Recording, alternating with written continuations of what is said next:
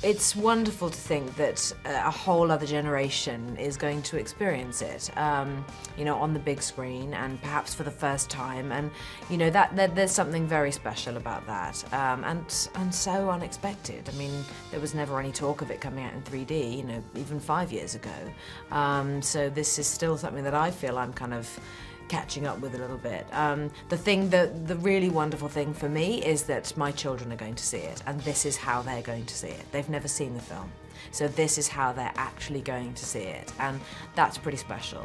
And so all of, you know, my friends saying to me, oh, let them see it, you know, over the years, and me adamantly saying, no, you know, I don't think they're ready to. You know, my son's 8, my daughter's 11, and now, you know, my resistance has really paid off because they're actually, I think, the perfect age to see it. And big bonus, they get to see it in 3D.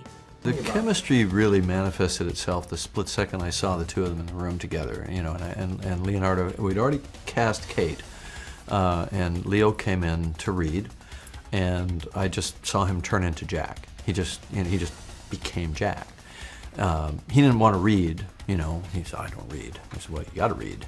He said, oh, okay, all right, you know, and then he read and he was brilliant. Then I had to spend a month and a half talking him into making the movie.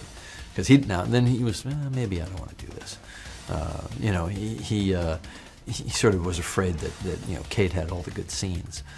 You know, and of course, what you see on the screen is that the two of them, you know, are really eye level and equal weight throughout the film. One thing that definitely helped us was that we really never fancied each other. We never had a thing for each other in that way. So there was never any flirting. There was never any of that sort of strange, you know, girl-guy dynamic of, you know, does he like me? What does he think of me? None of that. I was myself, he was himself. We both had a job to do. We wanted to do it as best as we could. And we had a really great trust right away, actually, and a sense of humour too, which, you know, was the thing really that got us through such a tough shoot. And also I think we really respected each other as actors, and that definitely made a big difference. They were like brother and sister, or like just really good friends, but they struck me as almost like friends that had been friends for 10 years.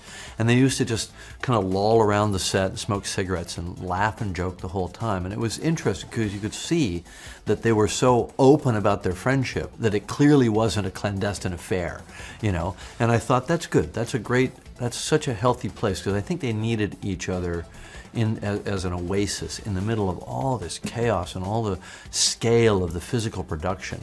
It was a little place they could kind of retreat to, you know, and not have to worry about the fact that this, you know, this mammoth production was resting squarely on their shoulders. I mean, now I can look at him and say, wow, you look so handsome in that suit, or God, you look so beautiful, or, you know, I can say that to him just completely openly, you know, and totally mean it, but there has never been anything ever outside of just a great, great friendship. I had no doubt that the movie would be hugely successful. I remember the naysayers, and they all had their day.